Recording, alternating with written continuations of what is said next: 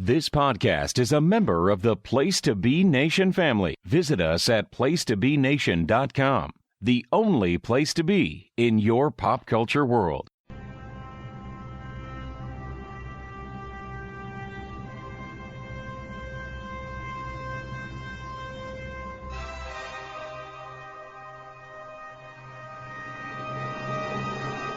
By popular demand, Place to Be Nation Wrestling returns to the Dirty South for Talk'n WCW, an episodic wrestler showcase designed to educate, evaluate, and entertain, with matches spanning the intimate stage of Techwood Studios to the heights of Space Mountain. Talk'n WCW presents the best, worst, and most surreal offerings from World Championship Wrestling.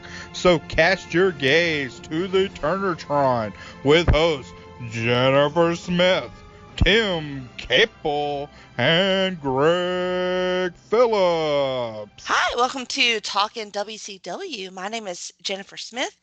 I'm here with the Jesse Ventura to my Jesse Ventura cosplay, Tim Capel. How you doing, Tim?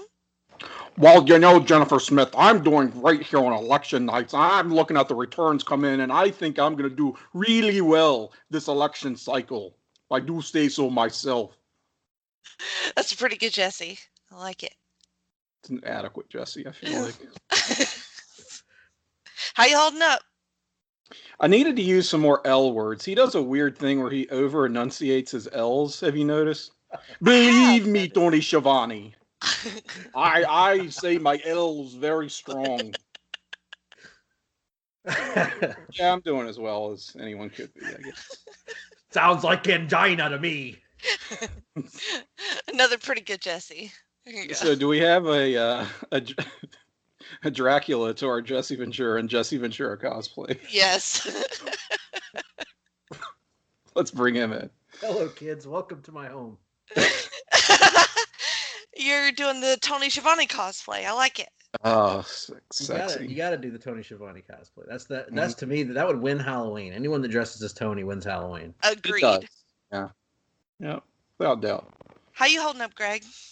I'm doing good. I'm here alive and well.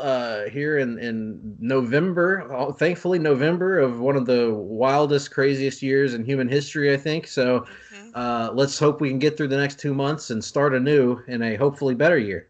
Oh, that's so very optimistic of you, Greg. Gotta work the optimistic gimmick for a little while longer. We'll see how long it takes for that to gimmick. die. Yeah. Might be by the end of the night. Might be. See what we can do. Depending on how the well, not to tell tales out of school, but depending on how the ballots come in tonight, it may be. Yes, monitor our demeanor throughout the course of the podcast. I suppose. We're trying to minimize distractions here, but you know, you can only do so much. Your phone's going to be blowing up. There's going to be things in the background, but you won't hear those, at least not directly. You may hear it in our voices. But luckily, people aren't talking about this at the airport. What they're talking about at the airport is all the exciting matches WCW's got to bring up. I mean, everywhere you go in the airport, people are asking about, you know, who's Vader going to wrestle next, and so you know, I think that's really the topic of the day. Yeah, can't pick a bigger distraction, I don't think, than Big Van Vader. So I'm excited to dig into this. Have somehow all chosen matches from the same year, which I think is a first in 17 episodes of this show. So that year is 1993, and the first match is Greg's pick. Greg, what did you pick? I picked from Super Brawl 3. I believe it was 3, if I'm not mistaken. Yes, sir. It is the White Castle of Fear strap match between the WCW World Heavyweight Champion, the Van They Call Vader, and Man They Call Sting. So this was purportedly anyway, the culmination of a nearly year-long feud between WCW's biggest babyface, their biggest star, and WCW's biggest heel at the time, They had been, at war for the previous year. Vader dominated the early going. Sting had finally gotten the upper hand in a match that we reviewed right here on this podcast in the King of Cable tournament finals, coming out on top with a victory over Vader. And then and that leads us into that victory. The King of Cable gives Sting his opportunity to go after Vader again. But first, he had to meet Vader inside the White Castle of Fear to make this official. Oh boy. So I found this White Castle of Fear vignette, how to put it, extremely sexually charged. Oh, yes. Vader. The acting was, the acting was on par with something you would watch that is explicitly sexually charged by Sting. Of course, he, he's not too hard on the eyes either. And it just took a very fetishistic, if that's a word I can use, overtone towards the end, where you've got these large men in skin tight black clothing, and a strap comes into play. And what's going to happen here? I mean, are we setting up for a wrestling match, or is there another innuendo perhaps at play here? And was I insane, or were they like the camera seemed to focus really hard on the fire that was in the middle of the strap as they're going back and forth, but it didn't appear that the fire was actually doing anything. Like it looked as if the strap was. You saying it's not hot? That's what I'm saying. It looked as if the strap was maintaining its structural integrity, thus begging the question: what was the point of all those shots of the fire? I thought it was pretty clear that the fire was melting the strap. Well, maybe it was, but that saved Sting. But they should have shown it. I want to see how. Okay, I want you to put yourself in the small shoes of a 9-year-old child in 1993, and you're waking up one Saturday morning. Actually, I would have been 8. I hadn't even turned 9 yet. You wake up one Saturday morning, and you turn on WCW Worldwide or Pro or Main Event or whatever it was, and they're showing the White Castle of Fear segment, and you're thinking to yourself, "My God, that's Sting, my hero, the greatest actor in the world, Sting." And he's being pulled towards a flame with this strap around him, and he's in Vader's house. He's in Vader's mansion that he lives in that was never mentioned before this or after this again. And he's surrounded by Cheatham, the evil small man, and the people watching from the side, and Harley Race, who doesn't fit the motif at all of this whole thing. and you're asking yourself at the end of it, you're a kid, does Sting make it out? Is Sting even still alive? I have to know these. Obviously, we know now that he survived it, but like how? How did he escape the White Castle of Fear? Yeah. How did he? He looked like he was going to be pulled into the fire and burned alive. He looked like, and even if he got away, even if the strap broke, as you suggest, how does he then escape the White Castle? I mean, he was dropped off there. I can't remember how he was dropped off there, but he was dropped off there, a helicopter, right. and he's got to somehow get out of there. He doesn't have a helicopter to bring him back, I would assume. Well, I think they set that up with his line as he was making his approach. There's something familiar about this place. We don't learn what it is, of course, but maybe. But there was something. But maybe that was their out. Some people would call that a plot hole of this WCW mini movie, which they made several of in the great year 1993. But I think it's their out, their back door. Well, it's kind of like the Joker. You don't have to reveal his origin. Sometimes the best things are best left as mysteries. Exactly. I'm stunned, quite frankly, at your lack of respect to this cinematic masterpiece. I'm just saying, great art should leave you asking questions. And, right. And that's what happened here. I left asking so many questions that it almost defies reason. One of the other questions, I think a good way out, what if it was revealed when Sting said something's very familiar about this? What if it's revealed that he was just walking onto a set that was actually at, center stage in Atlanta? And he's like, oh, that's why it's familiar. We're just right next door to where I wrestle.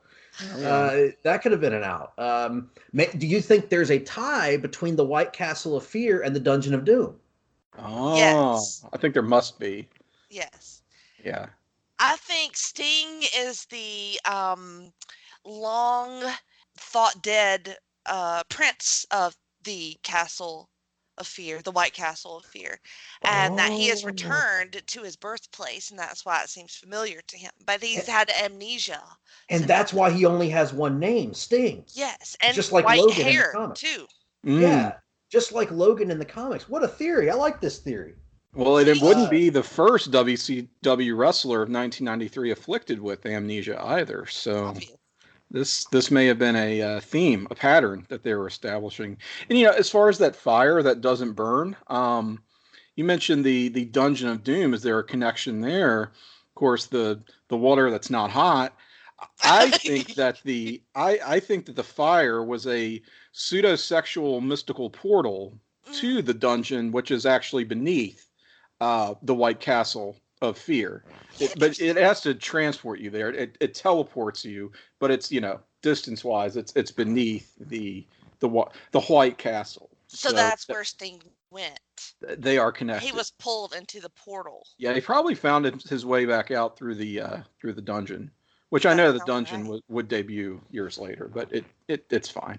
It's the origin, though. The origin of the unseen Right. origin of the dungeon. Yes, that was the unproduced WCW mini movie. Tragic. Yeah, no, you're right. That's the one that should have happened. That could have tied all of this together, and made it really make sense in the grand scheme of things. But this whole thing's so voyeuristic. I mean, these random valets and Cheatham, the little person. A one-eyed little person. Yes, the one-eyed little person. It's just so suggestive. Imagine if this was especially with one eye. I mean, does this not seem like the setup for a Chappelle Show skit? Yes. You've got the one-eyed dwarf. You've got Harley Race, and you've got this big fat guy in a mask, and then you've got the Mastodon helmet in the middle. Or even that helmet was amazing. What was no one's gonna know what this is. What was the mid-90s Mike Myers the SNL? I don't even know if it was a recurring skit. It was supposed to be some kind of German expression show called Sprockets. Sprockets. Dieter, his character of Dieter on Sprockets. Yes. Yeah. Now it's the time of Sprockets when we dance. That's what this is. An installment of Sprockets. And of course, after seeing this incredible extravaganza of special effects and wizardry, we settle it in an old-fashioned strap match. And correct me if I'm wrong, what was the WCW Championship on the line here? So I believe it was. I am in doubt because it is 1993 WCW. But what I do know exactly where I'm going. Yeah. But what I do know is that Sting did defeat Vader in the King of Cable tournament, a match we talked about on a previous edition of TNWCW. That was a Sting episode. And that was at Starrcade of 1992. Sting, redeemed himself from his loss earlier in that year. Vader, oddly enough, even in defeat, went on to recapture the WCW World Heavyweight Championship from Ron Simmons right after Starrcade. I actually watched that match, almost chose that match in anticipation of this episode, but found one I liked a bit better.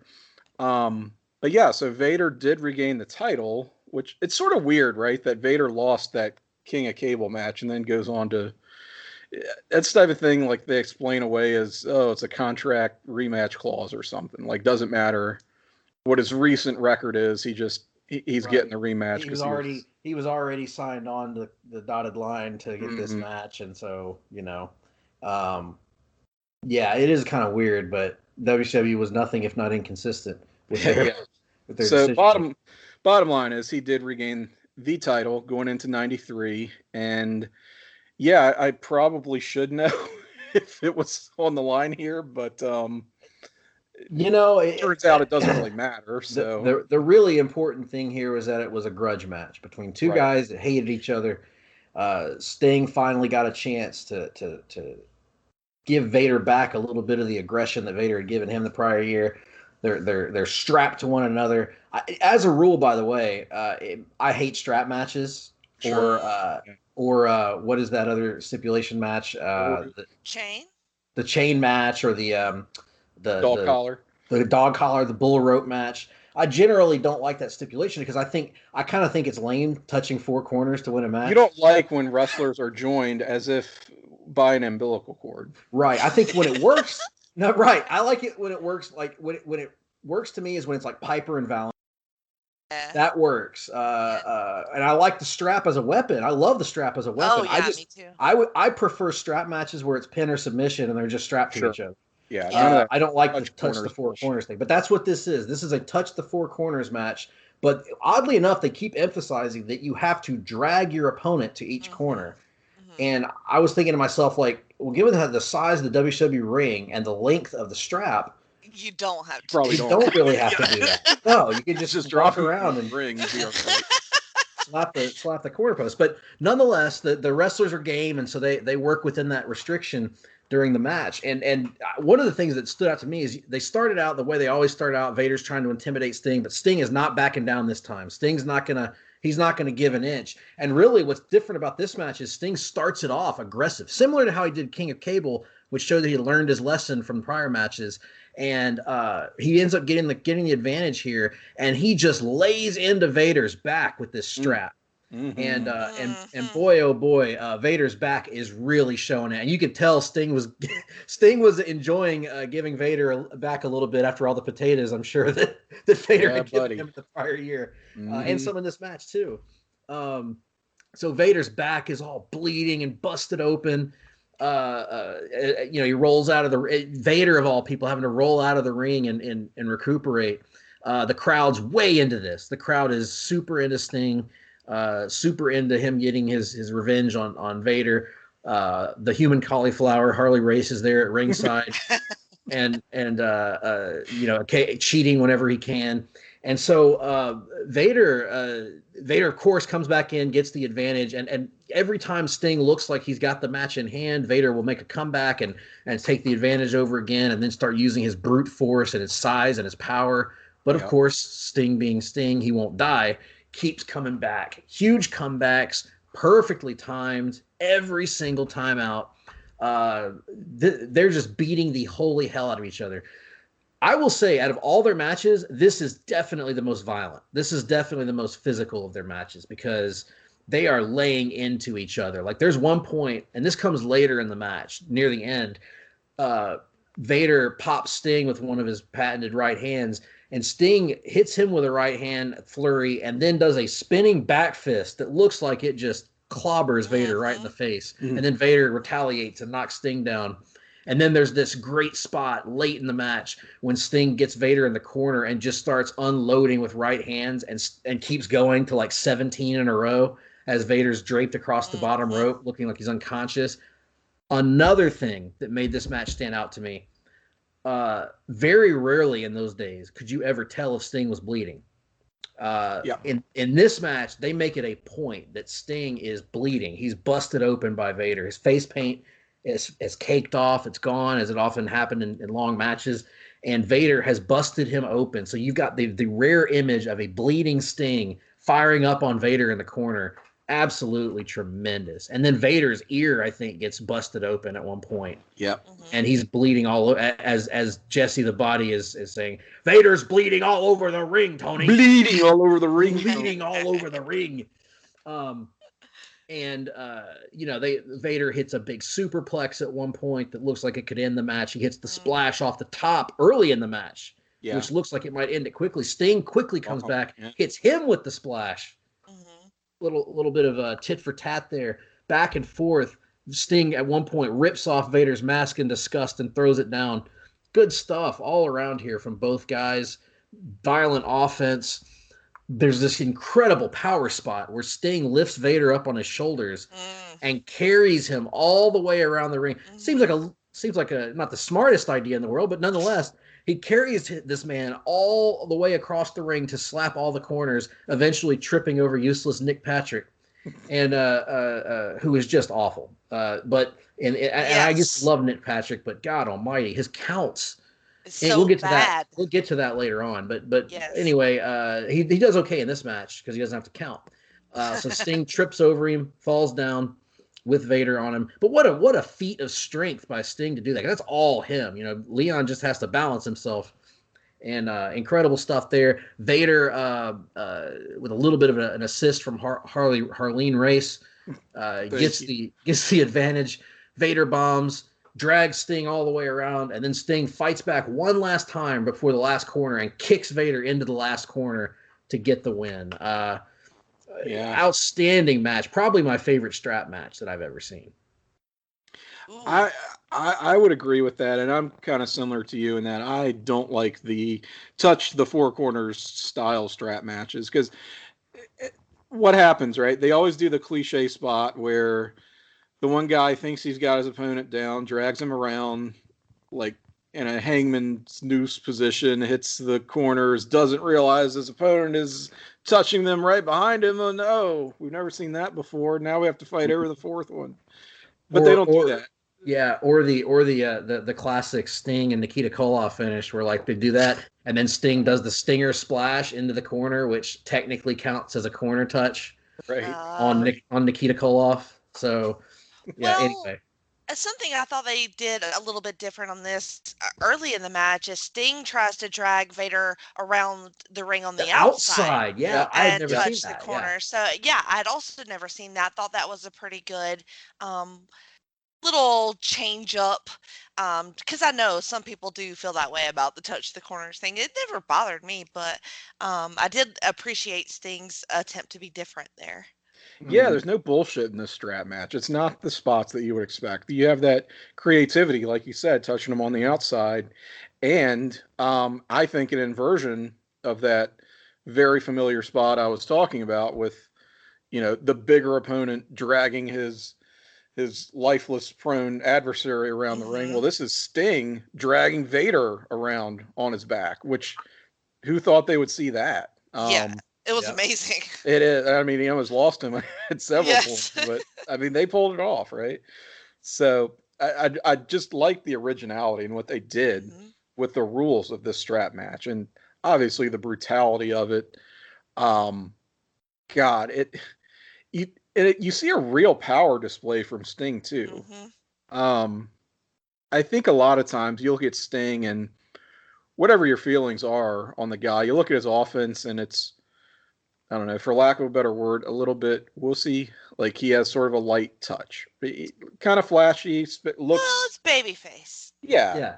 Looks cool, but it's like it's not really gonna hurt anybody. He's not stiff. Yeah, he's not stiff at all. No. There's no suggestion. He's a safe. As opposed to Vader, who definitely is. Right. So to see him really step it up here and work more of a power offense, like he drops Vader with a deep German suplex at one point that looks really awesome. They have like this exchange of Samoan drops, which again, you wouldn't think of a guy Sting size being able to pull off on Vader, but he does. Those splashes off the top rope looked really snug, honestly.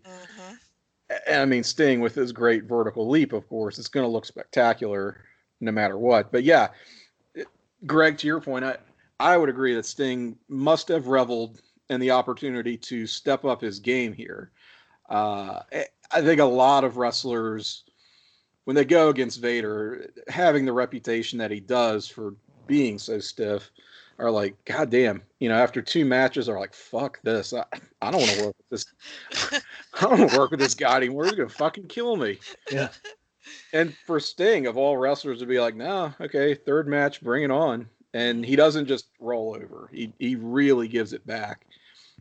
Between the strap and the punches and just everything, it's like we see a side of Sting that we didn't know was there probably until this match. Absolutely. I think it's important. Sting is that prototypical babyface, but I think any great babyface, you have to be able to see once in a while, you have to be able to see the violent side come out of them. The fact that they can dig down and reach that level of brutality that is necessary at times. And I thought this was that moment for Sting to step up and be really violent for probably the first time in his career. to have to be that level of, to have to be stiff and have to like, almost fight for his life, because that's what Vader's going out there and doing, is hitting you for real. So you better fire it back at him, Yeah, I mean, like, we're talking a lot about Sting, but Vader worked really hard for Sting. Like, Sting wasn't doing all that shit on his own. No. Vader, for his size and like just his look, but you can tell that he helps the guys make them look like that. He knows how to like use his body in a way to make moves look devastating. And he just bleeds, front and back. And just is a whipping boy several points for Sting in this. So like I loved his selling of everything. I thought he looked amazing, like just super intimidating and somebody you would not want to be attached by a strap with. You know what I mean? A monster. Just a absolute, but like, a monster that is vulnerable. Yeah, for sure. Yeah. Sting gets him off his feet, several times, but he's such a huge presence. And this is like a fantastic match. Like I super enjoyed watching it and was surprised by how much actual wrestling they got in. And it wasn't just like we've said, the typical dragging strap match and actual punch kick strap. Yeah. Fantastic like power moves during the entire thing. So awesome stuff. And I'm glad you called attention to Vader in that way, because what I believe sets him apart from other great super heavyweights, and I think he is one of the great super heavyweights. We talked about the Giant in our last episode, so kind of a logical progression from there. Vader is somebody who I don't know that I've ever seen him, I mean, maybe later in his career, but in WCW, you don't see him get blown up in the ring. You don't see him get winded. I mean, he is kind of slow moving, be kind of lumbering, but you don't see him sucking wind. Like he's not pouring sweat or turning Brock Lesnar purple, right? Like he hangs in there. He has that endurance that you would not expect, especially because he bleeds so much. Yeah, and, he's so big and just like, it's amazing. There is, I think we talked a little bit about this on the Giant episode, but not much because he wasn't necessarily an expert at this at that time, like he became later on. But there's an art to big man selling. And it's something that very few are good at. The Undertaker's always been really good at it. The Big Show became very, very good at it. Vader and Bam Bam Bigelow were awesome at it back in the day. Vader, and what I mean by that is like you don't want your big man to be bumping around like a cruiserweight, but you need him to know when to bump to keep his monster aura about himself, but also to make the babyface look strong and to make himself look vulnerable. So, good example. Sting will bounce off of Vader 3-4 times in a row, fires up, finally hits him with that big move that takes him off his feet, and Vader takes a powerful bump off of it. Not like a wussy bump or a barely falling over bump. Then the other thing that Vader does selling-wise that to me sets him apart, what that moment I talked about earlier where Sting was firing up on him in the corner, and granted, some of those were stiff shots, but Vader's selling of that corner beatdown, knowing how to slowly slump down in the corner and keep feeding Sting, and then finally to the point where he's down there and he's draped over the bottom rope looking like he's unconscious. That is selling 101. And it's interesting, Tim, that it's kind of awesome that you mentioned Brock Lesnar, because I was going to mention him in a different light, because that's kind of what I thought about when I was watching all of these matches, but this match in particular, Vader was the Brock Lesnar of his era. He just had a different aura about him than anybody else on the roster. It felt like a real fight when he was involved. And much like Brock Lesnar, he was so underrated in his ability to sell for his opponents and know exactly how to make his opponent look the best in each big moment. He knew how to feed the babyface comebacks big time. So, awesome match. Actually better than I remembered it being, because since I was a 9-year-old kid, I've always hated the finish, because I thought the build up to this match I was so certain that Sting was going to win this match. I was like, finally, Sting's going to win the championship again. He's finally, it's because it's like I thought of it as like a Hollywood movie. The good guy gets beaten by the bad guy, and then takes a long time to redeem himself, and then comes back and conquers the bad guy in the end. And that didn't happen here. It was kind of that sort of kissing your sister finish where they keep Sting strong in a way, but Vader wins the match fairly decisively. He taps the fourth corner, and yet they try to sort of keep Sting strong there. And I don't know. It's kind of a deflating finish, but watching it back as an adult, it's not as bad as I remembered it when I was a kid. The execution is fine, but it's still kind of I don't know. I still feel like there are better ways out of it. Like if you really want to go that route and have Vader get lucky, I feel like they could have had him cheat a little bit more. Like have Harley come in there and really do something to Sting that causes him to not be able to get it, other than just tripping over Nick Patrick, which really is, think about it, is Sting's fault. I mean, Nick Patrick was right there, and right. Sting could have just, I don't know, dropped Vader and walked over. But it was a little abrupt, in the ending, anticlimactic. To end the show that way. It's like they just had the hottest spot, which was Sting's carrying him around the ring, and then there's like a minute and a half to 2 minutes of kind of action after that, of Vader pretty much just dragging him around. It didn't feel like the finish really matched the rest of the match. But again, that's a nitpick because the match is incredible.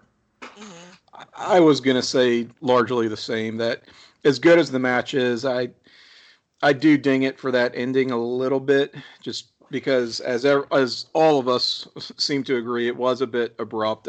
I don't like that Sting basically slips on a banana peel.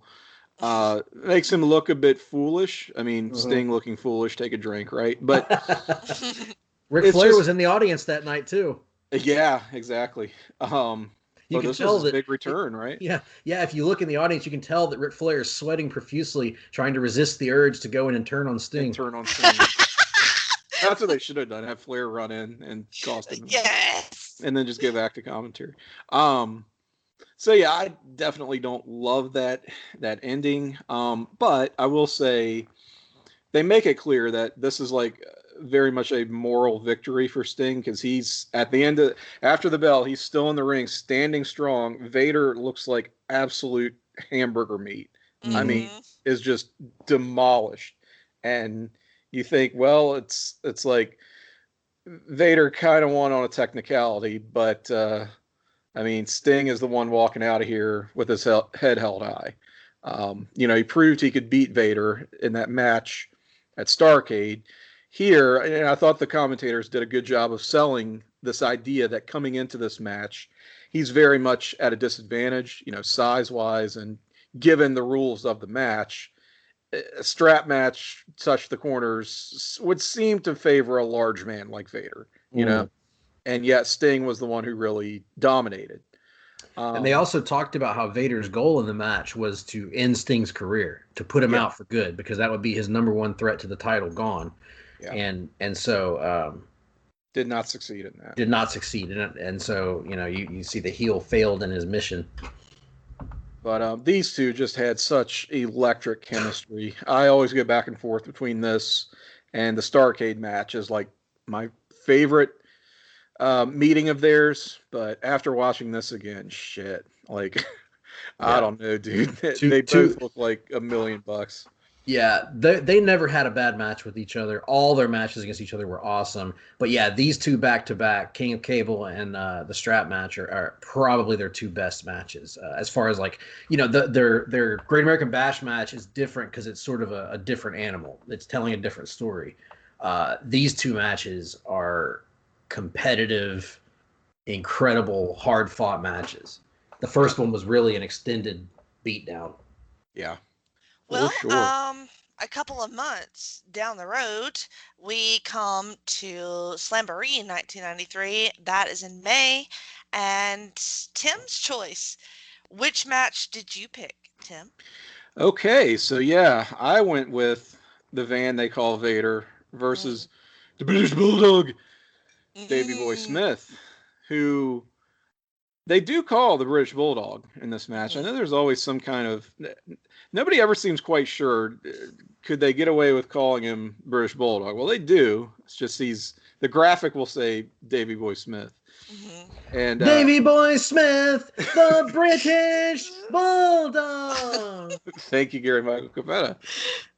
And so he was a nice little pickup for them in early 1993. Even though he was fooked on the drug crack cocaine? He was still very fooked out of his mind on crack cocaine, Brett. But I think they got about as much utility out of him as they could in 1993. And I thought they turned in a decent little match here. And it's one that I chose because, look, I love large men throwing bombs at each other, and it's my preferred style of wrestling, if I'm being quite honest. I think when that's done well, I've said this before, when a big hoss fight, a big power match is done well, it's just the best kind of wrestling. What is it? Friend of the show. He's not really a friend of the show. I wish he was. Enemy What of is it? Friend of the show. Big E says, "Big meaty men slapping meat." Yeah. He That is a friend of the show. Why not? should be. Well, I wish he would be. I mean, if you're out there, Big E, if somebody could put us on your radar, that would be awesome. Love his moves. He knows what he's talking about. And this is a match that I don't think, I mean, this feud really doesn't get talked about at all, because they did have something of a little mini feud here. Now there's the infamous Beach Blast encounter, the tag match. The Masters of the Powerbomb versus Smith and Sting. So continuing the Sting rivalry, you get Davey Boy in the mix too. I mean, I almost chose that, but I don't know. I forgot about that, honestly. Yeah, it was just. How can you forget about Sid and his flip flop? I know. I don't know. That's crazy. On the beach. Yeah, another great mini movie. Yeah, I love that mini movie. God, the year of the mini movie. Yes. So this. I don't know why, but I just started thinking back to Sid's promo from WrestleMania 8, where he says, curse you, Hulk Hogan. Out of context Sid memory. Yes. Every Sid memory that you'll have in your life is out of context. I promise you. Sid should have starred in every Sid should have starred in every movie, period. Every movie that has ever been made, yes. Yeah. Just such an enhancement. Yes. Okay, so what's the story here? Basically, Davey Boy Smith is fighting for the honor, I gather, of his fallen comrades, Sting, who we just talked about, and Cactus Jack, who, spoiler alert, we're going to talk about. And so he's coming into this as sort of the new kid on the block, the new challenger. I don't know why I used that analogy, but I'm going to stick with it. And God, I just love the build of a dominant fighting heel champion who's a monster, leaving this trail of bodies in his wake. And that's kind of where Vader was at this point in 93. So this is Slamboree. It's a Legends reunion, by the way. And it is from the Omni, our favorite WCW venue, of course. And fans are pretty into it. Great power exchange. Breathtaking strength by Davey Boy Smith. I thought at many points in this match. And y'all know I always go up for shit like that. Holy shit, that hanging vertical suplex. Oh my Lord God. Have mercy. And that, I was not expecting that. Woo! Me either, buddy. Whew. And I love how there's up. and it was Legit. perfect. It wasn't like he struggled or. I love the very pregnant setup that they do, where it's yes. Are they going to pull They're this off? talking to each other right there, are they not? Yeah. And I want you to, if you watch that suplex, look how perfectly Vader goes up. The form is incredible. His legs, he looks like a ballet Straight dancer. as an arrow. It's amazing. That is one of the greatest postures for a suplex I've ever seen anybody give. And for Shawn Michaels couldn't have done that any better. No. Oh, unbelievable. And he follows that up with like a power slam, catching Vader coming off. That was the one. So the suplex was awesome, but the one that taught me the way that Jenny did, the one that made me like freak out like Scott Steiner when he hit those suplexes in tag matches was Vader But- goes for the crossbody in the corner, and Yep. Davey Boy Smith catches this man Catches him. midair, and Boom! doesn't just Catches him in immediately midair like he's a cruiserweight. but carries Yes! him like 3 or 4 feet and slams Like, him. If He's that's treating what this man like he's moving to Guerrera. if that's what you can Yes. do when you're fooked on crack cocaine, I'm gonna give you some crack cocaine. Get me on that juice. Yeah, holy shit. It was gorgeous. Oh, and I mean, Oh. and Vader, of course, is his power offense on full display, just flattening Davey Boy with that Yes. flying clothesline off the middle Oh. rope that he does. That it's like an avalanche sledge. I don't even know what to call it. Pretty sure Bulldog gets busted open hard way Mm. on some of this.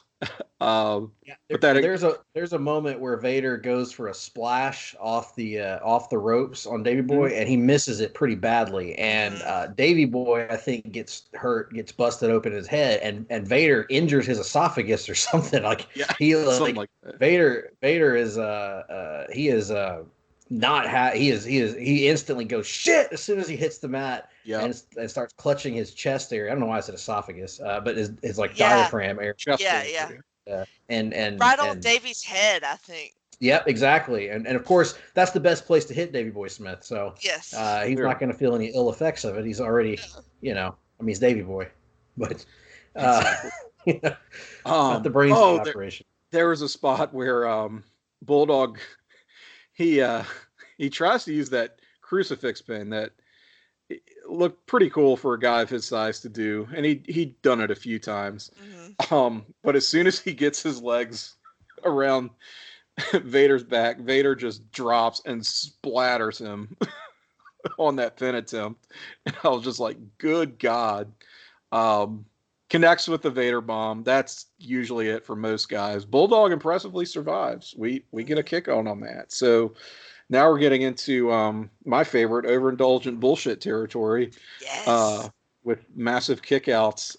But no one looks at their hands or looks to the sky or throws up 3 fingers or questions it. They just keep going. And it's fantastic.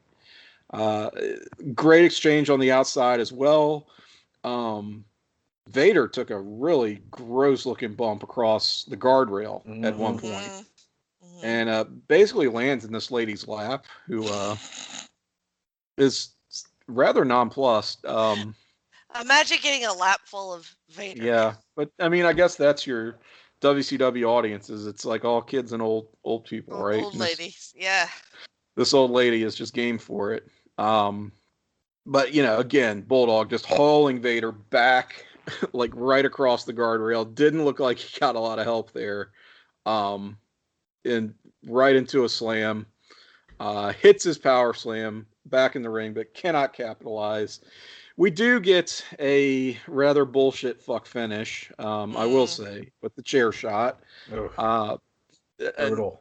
Yeah, it's a gross chair shot though, because it's not your folding chair. It's like a seated. I don't know what you call that style of chair. Yeah. Yeah, it's not a chair. A regular chair. I mean, Not a good wrestling God. And A when stiff and chair. and the it just that's the only thing that and maybe that's why 93 WCW was such a turnoff for me in general, was that the finishes are so deflating every time. It's like we watched this hard awesome to find 3 Hoss matches fight. that have like 3 really good solid finishes. I mean, you sort of Yep. work with what you've got. Mhm. Yeah. And we didn't set out to choose all 1993 matches No. by design. It just kind of worked out that way. I almost didn't, but I was like, as bad as 2020 has been for everyone, 1993 is a really good year for Vader. So Oh yeah, and that's the thing. Let's Like the just work in the matches is so good, and it's just like, damn, if only the I don't know if it was Dusty or Ole or who it was at that time, but whoever it was, if they could have given them better, more climactic finishes, like yeah, even if you have to keep it going, I think a disqualification or a count out there is not what you want to see after a big Hoss fight like that. yeah. Well, there is a fun bit at the end with like a couple of mid-carders running in. I cackled. Out. I cackled when this dude in pants jumps in the ring and Tony goes, Bagwell's here, and then Vader just flattens him immediately. Scorpio gets it too. Scorpio comes Yeah. out, gets his fucking shit push in. Yeah, he gets his shit pushed in. Now, Who are these blonde mulleted guys that came out at the very end after Vader had left? They come in and join the rest of the baby faces. blonde mulleted guys. Was one of them? I Nasty boys. Brad Knobs. feel like No, one of them had to be Shane Douglas, right? Like, it Ugh, probably. probably. That means somebody got their ass franchised. he got his. Wait, May of '93. I think he was probably Was doing he gone something by then? else. Probably, yeah. I don't Well, know. in any case, looks like Bulldog's gonna get the power bomb. Sting interrupts that, makes the big save. Nice dramatic moment. Although I did want to see a power. I wanted to see like these mid carders get power bombed like out Yeah, of me their too. seats. Well, That would what have about like poor Joe deemed Thurman? the finish. Tim, think about Joe Thurman. Oh, power bomb him too. Power bomb them all. Just that would totally make up for the fuck finish for me if I'd seen Mm. some jobbers eat that power bomb. So what So, we cannot go an entire episode talking about 1993 Vader without addressing the fact that his manager is Harley Race, the legendary world Yes. champion. please, yes. Yes. Let's just open this discussion up. What do we think about Harley Race, manager of Vader? It's funny that you asked that because it was one of my points that I had about the other match that I neglected to mention. But I like when I think about like managers, Race, I feel like is at the bottom or middle pack of that. But like when you think about him with Vader, like that pairing, I feel like is just spot on and super hot. They're just so like gross and nasty together. You know Right. what I mean? Like Yeah. Hey, you want a funny visual? Imagine Harley Race's hair on Vader's head. God. just Harley Race's hair in general. Like he's just so like nasty. He looks like the KKK member in like a movie about the 60s. You know? He's just Grand so Arlene. yeah, he has just gross vibes, and same with Vader, and just that pairing with them just makes me fear. Like it's true fear thinking about them together, like Harley cheating and being dastardly on the sidelines, and Vader just fucking killing people in the ring. So it's a deadly combination with these two. You feel the fear. The fear is here. The fear is me. The fear is real. The fear. You feel the fear. Play the pain game. No Also, pain. Vader can't talk, so he needs Harley. No pain. I mean, Harley Okay. kind of can't either, but True. they have like that same voice, and it's like I don't know. Harley is almost. When my Vader gets you in the ring, he's gonna rip you limb from limb. I see what you're saying, where he's like this old movie villain. It Yeah. definitely feels like It's that. like And Boss Hog from Boss Hog, fucking perfect. whatever that show is. Yeah. Dukes of Hazzard. Dukes of That's Hazzard, who he yeah. reminds me of. It's like it shouldn't work, but it kind of does. I mean, some people don't think it works at all, and Yeah. that it takes away from Vader. I guess I can see that. It's like, okay, you don't really need a manager for this guy, and Paul Heyman, he is not, right? Like this is True. stark contrast. But I will say one thing for Harley Race is he will take a bump as a manager, Hmm. and usually does, and it always pops me because I don't know, something about seeing old man Harley Race in a suit, like getting suplexed or something, just it never fails to crack me up. You know, one thing I think you guys are raising some great points about Harley as a manager. I was never a big fan of him as a kid because I was a fan of the managers that were really over the top, that were like, Bobby Heenan, Jimmy Hart, Cornette, Paulie. Definitely. But Harley did fit Vader better than those guys probably would have.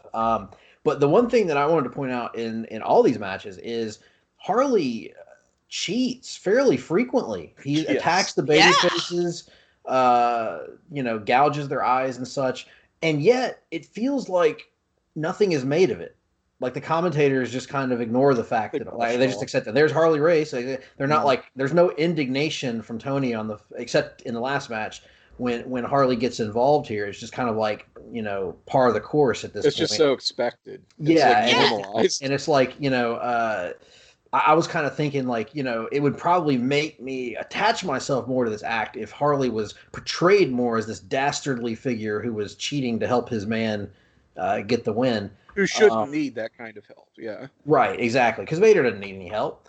But yet the fact is he gets help because he's an asshole. So, that's kind of how the feeling should be, Yes, exactly. Well, it's like, who's going to stop them? Just Right. like, we can do whatever we want.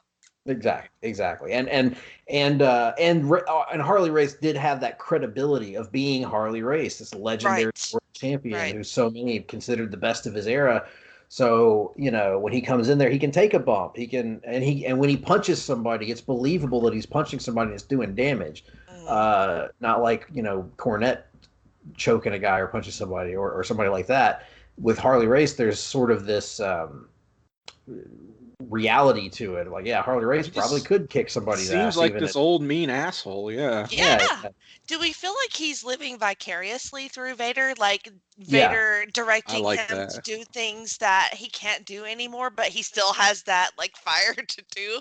I like that. Oh yeah, you can hear the glee in if Harley Race's voice was capable of expressing glee, you would hear the glee in his voice as he's telling Vader to hurt him. Hurt him. Just constant like encouragement to like totally murder everybody in the ring. Yep.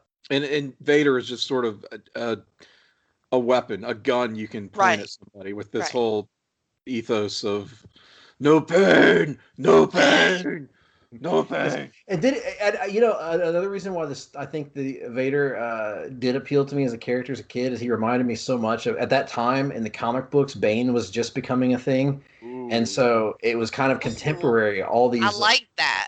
Bane was having his run of dominance in the Batman comics at literally the exact same time as Vader was having his run of dominance in WCW, and they both kind of had that sort of final boss feel to them.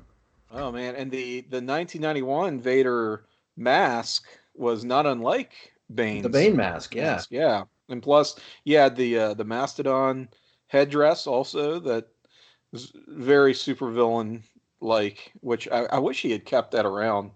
Throughout the entirety of that was such a cool thing. That was like still to this day one of the coolest things in wrestling. Well, this may be our last chance before we move on. This may be our last chance to talk about Davey Boy in WCW because his run kind of fizzles out as it goes along. And I'll be honest, it's very forgettable to me. Like, I don't really remember much about his time in WCW. There wasn't a whole lot to it, but it started out nice and started out with this Vader feud that produced some good matches. And Davey Boy is good in this match. He looks like he's motivated here. And I think that's an issue with Davey Boy at times. You could tell when he was motivated, when he wasn't. And here he's motivated, maybe just show that he's still got it, that he's worth the contract and all that stuff. Puts in good work in the ring, and seems like he's off to a good start. They couldn't really ever figure out the right role for him, I think, in WCW. Once he got past that initial title challenger role, they couldn't figure out where to position him, and he wasn't really giving the best efforts throughout the fall of that year. But here early on, it looked like we were off to the races, off to good things. And I have always thought that Davey Boy Smith was very underrated and underappreciated in terms of his in-ring ability. Like, he wasn't the best of his era, but he was really good. He was better than most. And he was one of those guys that there's not a lot of matches where you can find where Davey Boy is carrying somebody to a good match, but the guy sure does have a lot of good matches to his resume. Yeah, and I think both guys kept up there into the bargain in this one. It's funny, character-wise, Davey Boy feels a bit like a placeholder for Sting this year, and being plugged into this match against Vader, once again, we see, much like Sting, Vader is willing to kind of work with this guy and bump for him and make him look good. So once again, it's you can't have the dance without two people, and it's no great shakes, but I think this is a match that gets overlooked, that you should check out if you haven't thought about it or seen it in a while. They do have a rematch on the August 18th Clash of the Champions. Now, that show is much more notable for a certain shocking debut. But these two go at it again. It's sort of an abbreviated version of this match. It does have an actual finish, though, so I guess maybe it gets points for that. But I liked this one better. But maybe check them both out, see how they compare. Davey Boy's shining moment outside of Vader matches in WCW was he fell right on his fucking arse. Which you will find as well on that Clash. Just real quick, I think one of my last notes about this match, before we wrap it up, is that as big as Vader is and agile, and he can hit these like huge power moves, but then the moves that I find myself reacting to sometimes are like the clotheslines and Yeah. the elbow drops. Like those two moves in particular, he just comes at it with everything, especially the clotheslines, and Those are it just savage. yes, I mean they're just so brutal, and it looks like it shouldn't be anything, but then he just snaps it off, and it's just devastating. But anyway, Yeah. that's my last thought about that match. I do really like this match, and I appreciate another really fun Davey Boy match to love. Awesome. Okay, before our last match, real quick, I wanted to tell you guys what was happening right here on the Place Be Nation Wrestling feed. The brand new Place Be podcast, episode number 562, has Justin and Scott with Peter doing the last Saturday night's main event on NBC from April of 1991. So check that one out. Rory is back with a brand new Seen Your Video, not Senior Video. And he is joined by his special relations mates to live watch the best of the British Bulldog. So that's timely. There is a new episode of Jenny and the Gems. It is the best of ECW volumes 1 and 2 from the Hidden Gem section of the network, and that's a really fun show. On a special weekend episode of the Place Be podcast, it is the 10th annual Halloween Spectacular. Tim, you and I were on the mothership, and we watched Beyond the Mat. So that was a fun time. Always fun. I just jumped. So Yeah, horror movie in some respects, you can say. yes, with the Jake stuff, that was Mhm. scary for sure. And on the newest NWA Saturday special, Scott and the Doctor discuss episode number 7 of UWN Primetime Live and look ahead to episode number 8, including the shocking debut of a former NXT Cruiserweight champion. On episode 11 of Highway to the Impact Zone, Logan, along with his gang, look back at the 10th episode of Impact and weekly pay-per-view number 107. So you can check out this feed. It has all those great shows and more, plus our pop feed. It has shows like Year in Pop, Laughing Theater, The Great Debate, Diamond Conversations, It Was a Thing on TV, A Piece of the Action, Making Mount Rushmore, which Tim, you and I were recently on that show, discussing the 90s it girls and guys. That's right. So that was a fun episode. Check all that out on the pop feed. Saucy Also, one. yeah, it was very saucy. Also, we still have the greatest WCW match ever project going on. So you still have a couple of months left there to build your ballot and get that in. Also, we have merch now on TeePublic. So you can go to teepublic.com and search PTBW, and that will pull up all of the items there, t-shirts, mugs, and all that stuff, and all the logos from all the shows on the feed. And also placebnation.com. You can check it out every day. We have articles including Trent's SmackDown on Fox Report, This Week in the WWE by John Crow, Polly's Perspective, Ben's Unpopular Opinion, and Matt's Disney live action journey. And always, if you're going to be shopping on Amazon, you can click on the banner on the right side of our homepage and it takes you there and it helps us out with no cost to you. So that brings us back to Halloween Havoc 1993 and my match pick. So what had happened was Thank you for that. I fell in love with Cactus Jack when I was watching ECW. So I watched several Vader matches and settled on this one because it occurs during Halloween Havoc 1993, which features a fantastic and wonderful little, I don't want to call it a mini movie. I don't know if it really I'd call it a qualifies. mini movie. You would? Okay. Yes. So it has the Tony Schiavone opening with the little kids, including some of his own children, trick or treating at his house.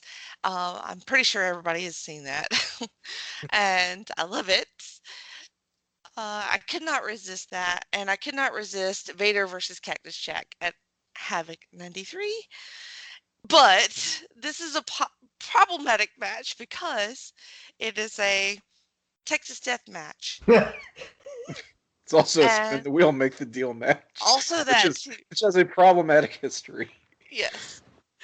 I mean, we can get into that if y'all want to. Well, why don't we? Okay, to set the stage, these two had kind of a nice little slow burn feud over the better part of the year. Alluded to earlier in that Bulldog match at Slamboree Legends Reunion, one of the fallen comrades of the British Bulldog, Cactus Jack, well, he had challenged Vader in a match on WCW Saturday night. It was on April 17th, I believe, of '93, and scored the upset win in a pretty nifty match. Count out victory, but a win is a win. And Vader was incensed, was irate, tore the stage up at was this center stage still, or was this 1010 Techwood, whatever. Tore up the little stage there at WCW Saturday night, and that led to a rematch the following week, April 24th. That contains the infamous powerbomb on the floor spot. So Vader, in the course of that match at the end, pulls up the mat outside the ring and power bombs Cactus Jack right on the concrete. Oof. And I mean, it looks super sick. It was super sick. Full stretcher job and everything. I mean, they follow him out to the ambulance, pack him off, drive away, and that's that. Like, he is done. And we would not see Cactus Jack for some time after this, but we will catch up with him in the form of another great. This episode could be WCW the mini movie, Talk'n WCW edition. Ooh, now we need to do that.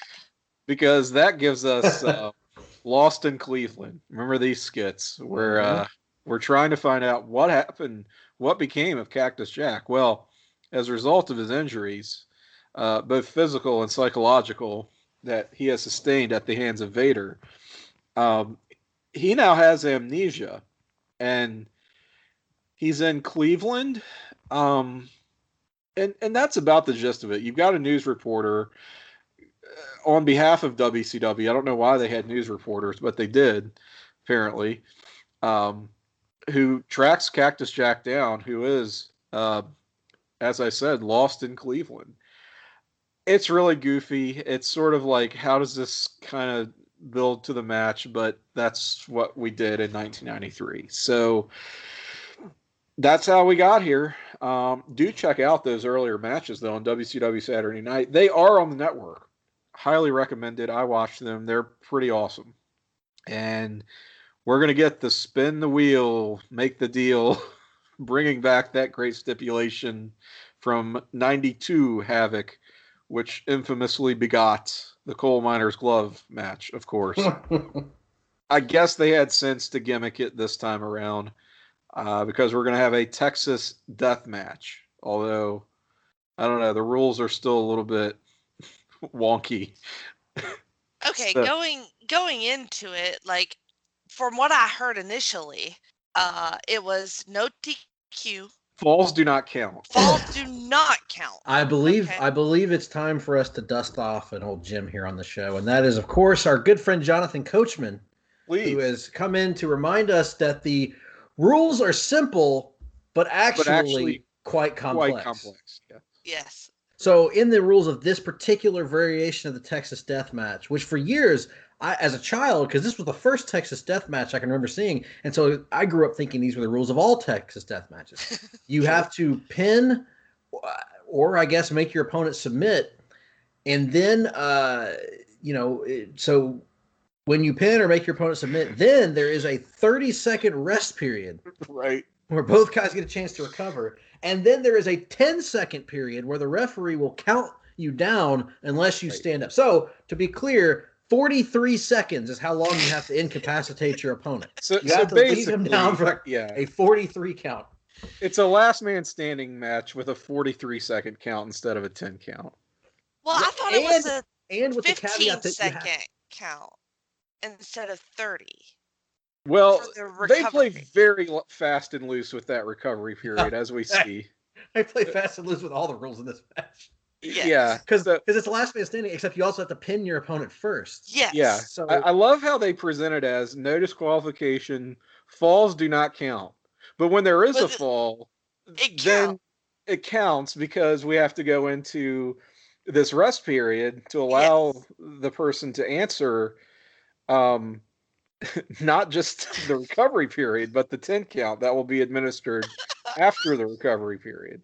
So you've got quite a bit of time to get to your feet. But if you blow through that recovery period, your ass is still out. They count to 10. I guess that's it. So somewhere in New York, a young Vince Russo was watching this match and thinking, bro, this is the future. I'm going to have a reverse Texas death match. Both opponents start laying down on the floor, and it's whoever gets to his feet and stands for 43 seconds. It's in reverse because they're resurrected zombies on Halloween. Yes. Yes, I would watch that. Okay. So, I think even Tony gets confused by the rules, but that's fine. So, right away, it's clear as mud. Yep. Cactus attacks on the ramp right away to start it out. The headgear comes off pretty early, which is good. There's some vicious chair shots on Vader on the outside. Just right away. We're not even fucking around.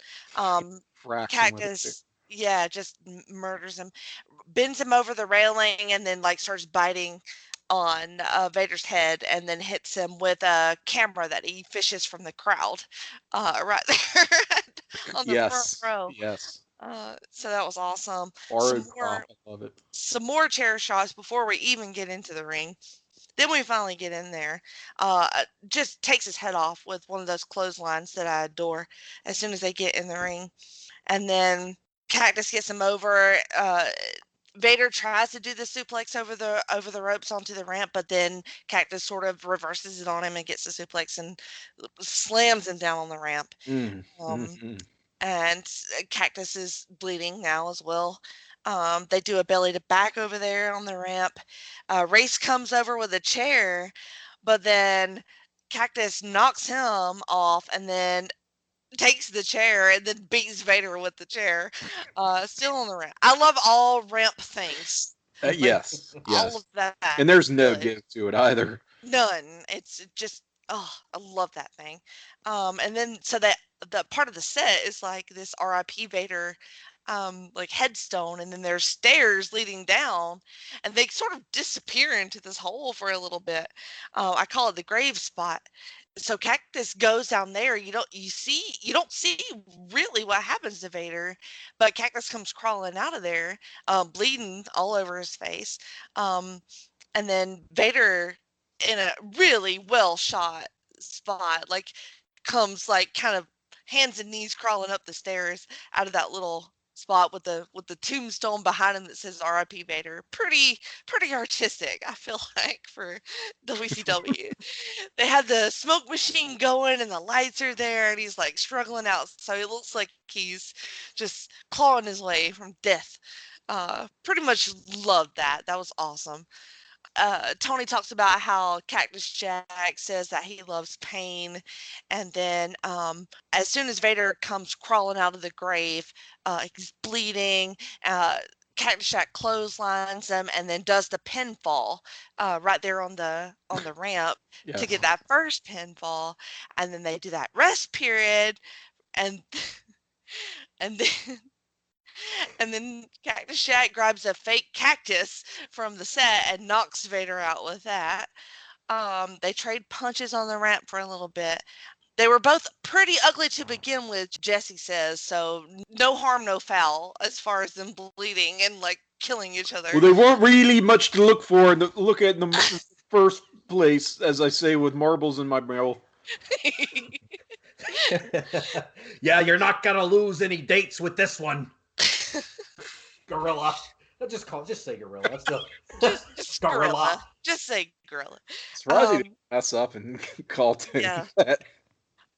So then Cactus says, well, you know what we need? We need a table. So he puts a table up in the ring. In a weird moment, Nick Patrick goes over and like flips the table over. Yes. Because I guess the legs were sticking out instead of in. And so he flips it over. Prompting Jesse to say, what's he doing? Setting it up for Cactus Jack? I was dying. Business exposing. I have like a weird thing about table setups. Like I don't know where it comes from, but I'm always watching the table setup. So when Nick Patrick just blatantly goes over there and fixes it, I was like losing my mind. Like, what's he doing? I know what you're talking. You know what? Me, it's a nervousness because I'm always nervous that they're going to forget to flip the table and somebody's going to get badly hurt by falling on those pronged legs. You know. I think that your table setup is my clearing off the table. The announcer's table. Yeah. Right, so that the guy doesn't get hurt when you powerbomb him through it, right? It's such I hate that so much. Me watching ECW, watching Pitbull 2 set up tables while chained to somebody else is like everything. But anyway. Yeah, it's like there was some match a long time ago, and I might have even been in WWE actually that there was I can't remember if it was a table leg that was stuck up or a chair that was stuck up, and they forgot to like flatten out whatever it was, and the dude got like suplexed onto it, and it looked like his anus just fell right on the damn thing, and I was like, oh my God, and he was like legitimately hurt from it, and I was like, God Almighty! Now I like every time I just cringe thinking they're gonna forget to do that, and it's like, right in the anus. That's what that Vader chair shot where he had the open chair. I was like, what a reckless chair shot! Like, good Lord, man. Oof. Anyway, Mick Foley's a madman, by the way. God, he's so awesome. He tries a sunset flip off the side onto the floor and misses that, and then he throws Vader into the railing by his giant gut, which is awesome. So now they're in the crowd. Vader dumps Cactus back over the railing and then brings a chair with him. Just knocks the shit out of him. God. Then they start doing the race taser. Taser, is that what we're calling it? Yeah. I struggled with that a little bit too. I guess I think it's a very 1993 movie taser, right? Right. Yes. Which I guess Complete those are real with the things. Like a prop taser. Yeah. Complete with like the blue electric line. Totally. Buzzer, yeah, and like it makes noise, like that noise that you mentioned earlier, and so like it's pretty obvious the ending now, kind of ruin it. Thanks, Harley. But anyway, yeah, a little bit. There's a moonsault off the top for a pinfall for Vader, and then that 15-second rest period, and they stand up, and then punches in the corner, throws Cactus onto the ramp, and then do like a backdrop onto one of the Yeah. chairs. Is this Yeah. when Cactus is it's like a piggyback position? Yeah, jumps on him in a He sleeper. rides him like he And rides Vader them just on the ramp. good. That had to be the most. And I think Mick wrote. I need to go back and read Mick's autobiography, his first one. By the way, one of the best wrestling books out there. If you haven't read it, do so. But I think he wrote that was the most painful moment in his career to that point. Oh, It God. was in a. I want to say it was in a match with Vader. It might have been in this match, but I do definitely remember him calling attention to that spot specifically because he thought he was going to be so injured, and he kind of, I mean, he says basically planned it this way. He was like, man, I was run down. I wanted time off. I kind of need an excuse for time off. So I figured, let me take a really spectacular bump, get legit injured, and that's a vacation. He thought he was going to be so fucked after taking this bump that, you know, he'd have to take time off basically. And turns out he wasn't as messed up as he thought he was going to be. Like, yeah, he was just he said it was the worst possible outcome because not only was I not as injured as I wanted to be, but I was in more pain than I'd ever been in my life. There we go. He said because he's piggyback on Vader, and then Vader just legit takes his entire body and just boom, just drives him onto that chair. It's disgusting. It really is. And it's not in the ring; it's on the damn ramp, which is just the things that man put his body through in pro wrestling are just unbelievable. We don't deserve it. No, we really don't. No. So then, God bless you, Mick Foley. Yes. Then Vader picks up the chair and murders Cactus Jack further with that. And then does the DDT on the chair. Yeah. So by this point, the refs check in on Cactus, the trainers, the paramedics come out to check on them, but then Vader chases them off with the chair, covers for the pin, and then they do the rest period again. Which, so...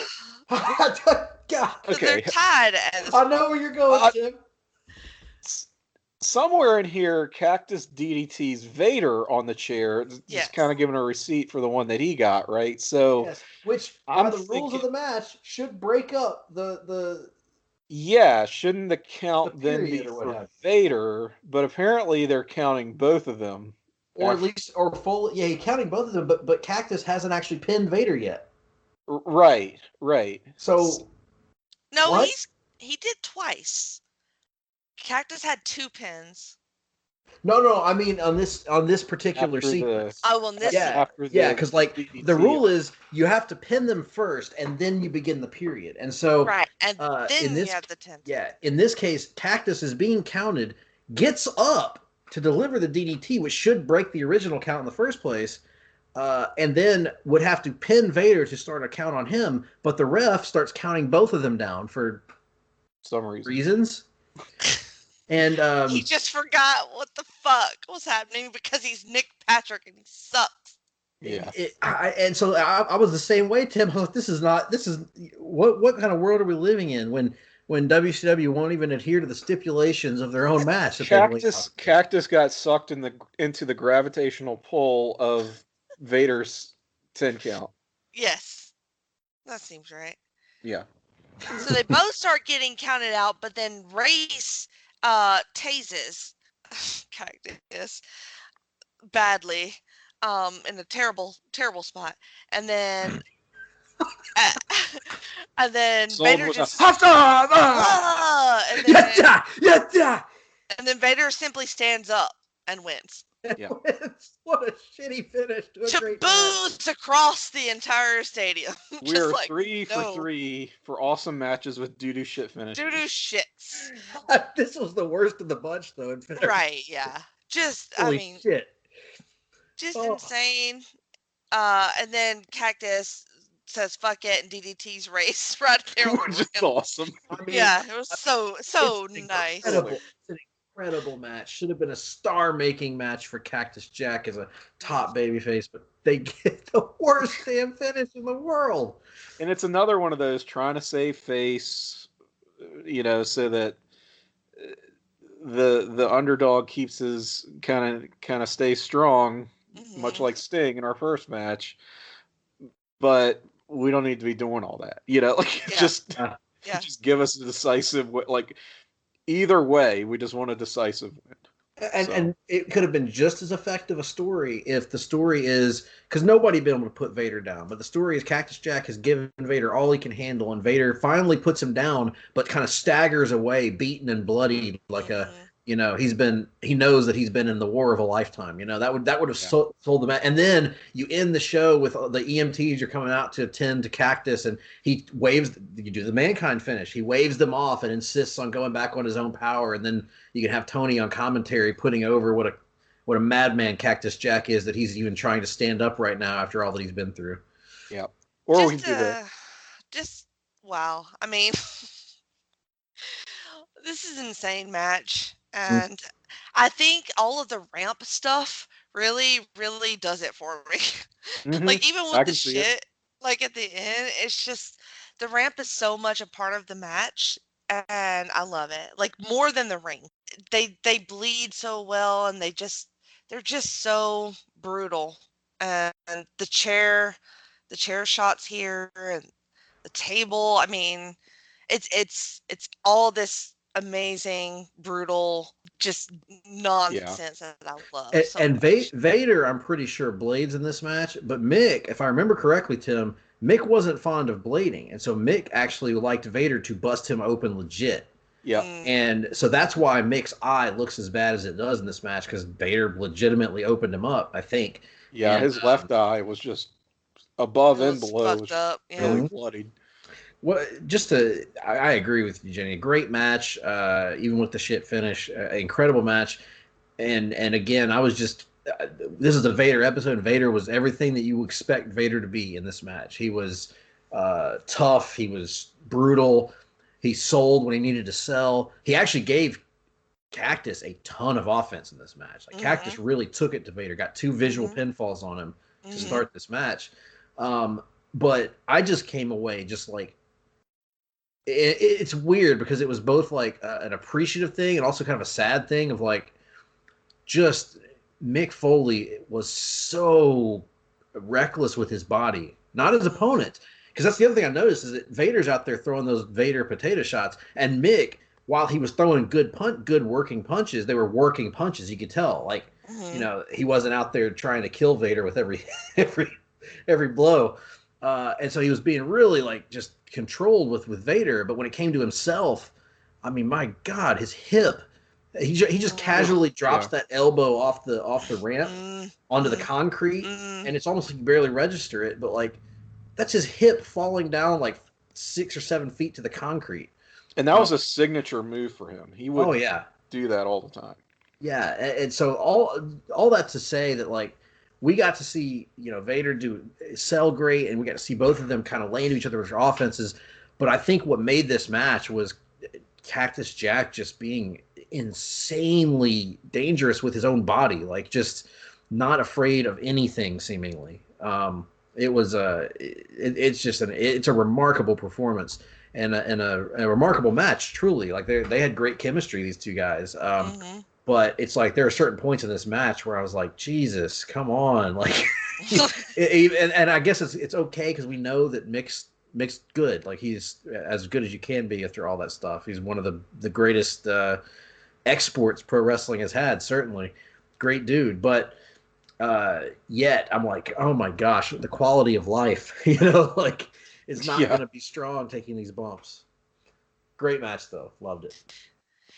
You say stuff like that, and it's like you feel for them, and you worry about them and what they've done to their body, but like I take it like an appreciation, like he has no regard for his own self, and that's like a selflessness to wrestling that is, whatever it is, admirable, maybe, I don't know, but like it makes me appreciate him. It's insane, like he probably shouldn't do that, to but the like point that you that's do what want makes him special. you want to tell him, hey, you don't need to do this, we'll still love you kind of thing. Right. But still kind of do it though. 'cause, Yeah. like, Well, yeah.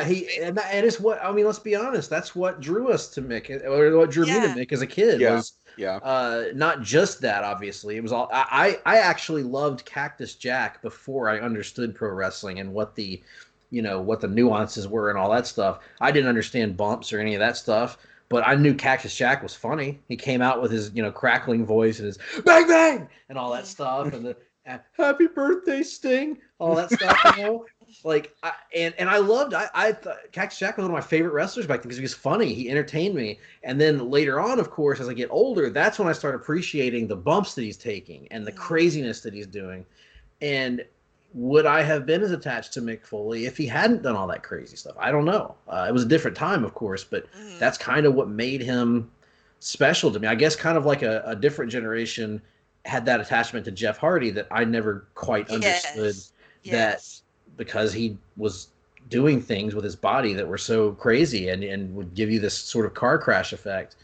And there was always like a genuineness to his character, even though Cactus Jack is not like Mick Foley in real life. There was always this genuineness about whatever character he was playing. You believed it. And so, you're kind I remember as a kid, like I was thinking like, where is Truth or Consequences, New Mexico? What has happened there to make this man like this? I'm in 95 in ECW and his promos are just fucking next level poetry, like character, just it's stunning, and like my appreciation for him is endless, and also for Vader, like Vader just standing with him for the entire match, like he deserves all that as well. Talk about somebody who's going to be game for Vader's punishment, Cactus Jack. Right, yeah, it's a perfect kind of marriage of their styles.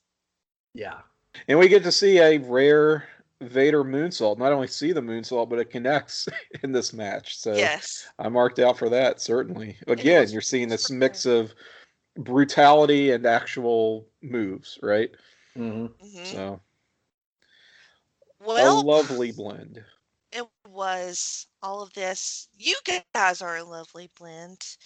Any other thoughts, final thoughts about Vader?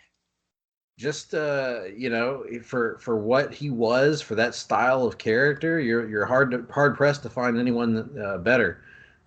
His ability to inflict punishment, maybe at times recklessly, but his ability to inflict punishment on his opponents, to be convincing and to sell and bump around was really special for its time. And so I think one of the reasons these matches hold up so well is because at times they do feel like fights, because Vader would beat the shit out of guys. So it was, and they'd have to fight back to earn his respect, a little bit like Brock Lesnar at times. So to me, I think all three of these matches are worth watching.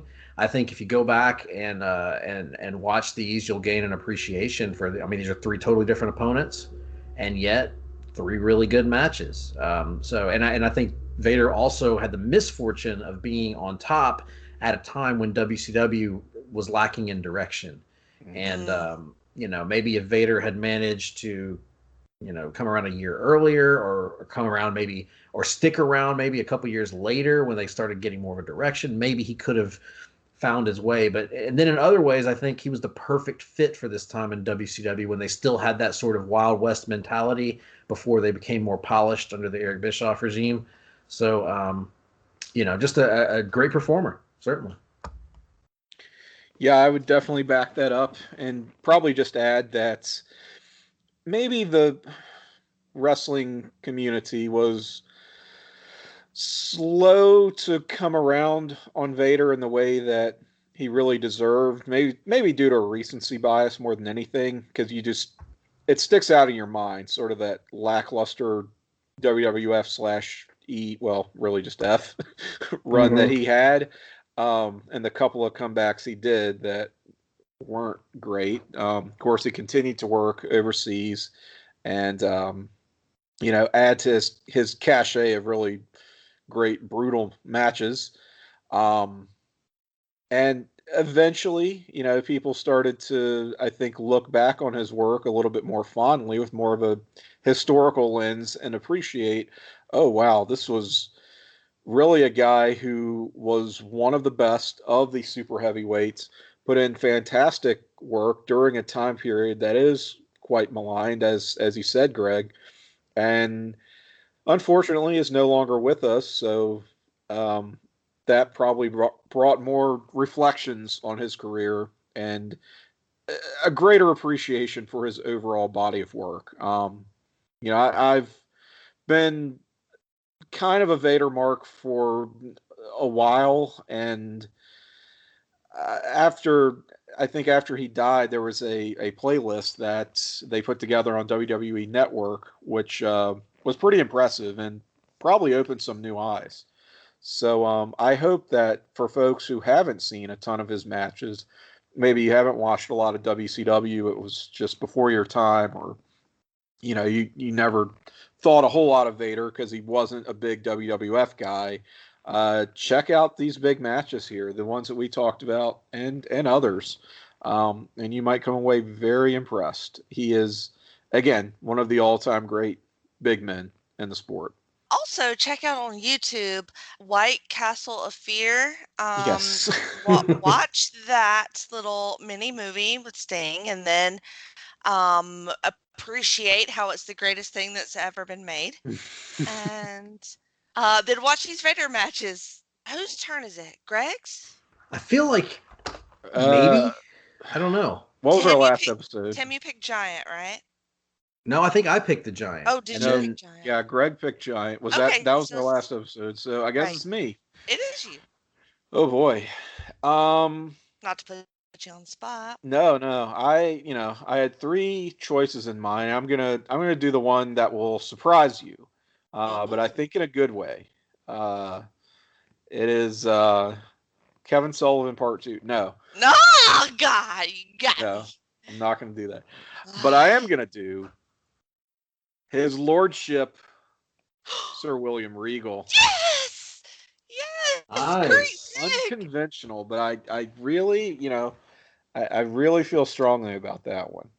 So, not someone who's come up a lot on this show to date. Now he is going to get a dedicated episode. I love that pick. I am a Regal mark, 100%. Good. Thought that would make you happy. And I like the pick as well. I think it's unconventional, as you pointed out, and it's going to lead to some interesting, potentially some interesting gems to unearth. That's right. Can't wait. In the meantime, Greg, have you returned to any other worlds of podcasting?